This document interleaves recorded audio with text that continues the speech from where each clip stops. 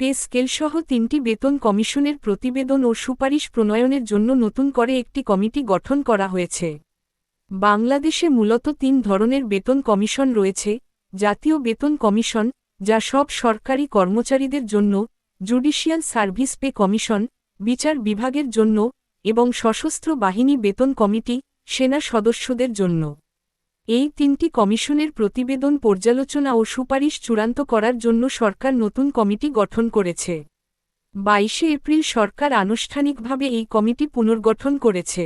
মন্ত্রিপরিষদ সচিবকে আহ্বায়ক করে ১০ সদস্যের একটি উচ্চ পর্যায়ের সচিব কমিটি গঠন করা হয়েছে। এই কমিটিতে বিভিন্ন গুরুত্বপূর্ণ মন্ত্রণালয়ের সিনিয়র সচিবরা অন্তর্ভুক্ত রয়েছেন, যেমন জনপ্রশাসন মন্ত্রণালয়, অর্থ বিভাগ, আইন ও বিচার বিভাগ, প্রতিরক্ষা মন্ত্রণালয়, স্বাস্থ্যসেবা বিভাগ সহ অন্যান্য সংশ্লিষ্ট বিভাগ। এই কমিটির মূল কাজ হচ্ছে: জাতীয় বেতন commission ২০২৫, judicial service pay commission ২০২৫ এবং সশস্ত্র বাহিনী বেতন কমিটি ২০২৫ এর দাখিলকৃত প্রতিবেদনগুলো পরীক্ষা নিরীক্ষা করা, যাচাই বাছাই করা এবং পরবর্তী করণীয় বিষয়ে সরকারের কাছে সুপারিশ প্রদান করা। আগে যে জাতীয় বেতন কমিশন প্রতিবেদন দিয়েছিল, সেখানে সর্বোচ্চ বেতন ১,৬০,০০০ টাকা এবং সর্বনিম্ন ২০,০০০ টাকা প্রস্তাব করা হয়েছিল। তবে সেই প্রস্তাব সরাসরি বাস্তবায়ন করা হবে কিনা, তা নিয়ে এখনও অনিশ্চয়তা রয়েছে। কারণ বর্তমান সরকার বাস্তবতার সঙ্গে মিলিয়ে এই প্রস্তাবে কিছু কাটছাঁট বা পরিবর্তন আনতে পারে। এই কারণেই নতুন করে কমিটি গঠন করা হয়েছে, যাতে প্রস্তাবগুলো বাস্তবসম্মত করে পুনর্বিন্যাস করা যায়।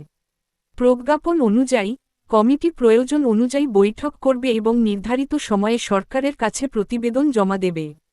তবে যথাসময় বলতে ঠিক কতদিন বোঝানো হয়েছে, তা স্পষ্ট নয়। সরকারের পক্ষ থেকেও বলা হয়েছে, যথাসময়েই পে স্কেল বাস্তবায়ন করা হবে। কিন্তু এই সময়সীমা নির্ভর করছে মূলত কমিটির কাজের অগ্রগতির উপর। বর্তমানে পে স্কেল সংক্রান্ত কার্যক্রম অনেক আগেই শুরু হয়েছে, তবে এখন তা আনুষ্ঠানিকভাবে আরও গতি পেয়েছে। সামনে বাজেট অধিবেশন রয়েছে, যা সম্ভবত ঈদুল আজহার পর শুরু হবে। সেই বাজেট অধিবেশনেই পে স্কেল নিয়ে গুরুত্বপূর্ণ সিদ্ধান্ত ও ঘোষণা আসতে পারে। এই নতুন কমিটির উপর অনেক কিছু নির্ভর করছে। তারা যদি দ্রুত তাদের চূড়ান্ত রিপোর্ট জমা দিতে পারে, তাহলে বাজেটে পে স্কেল নিয়ে সুস্পষ্ট ঘোষণা দেওয়া সম্ভব হবে। ধারণা করা হচ্ছে, কমিটি চেষ্টা করবে ঈদের আগেই তাদের রিপোর্ট প্রস্তুত করতে, যাতে বাজেটে পে স্কেলের একটি রূপরেখা অন্তর্ভুক্ত করা যায়। সব মিলিয়ে বলা যায়, পে স্কেল বাস্তবায়নের প্রক্রিয়া এখন সক্রিয়ভাবে এগোচ্ছে, তবে চূড়ান্ত সিদ্ধান্ত নির্ভর করছে এই কমিটির সুপারিশ এবং আসন্ন বাজেটের উপর।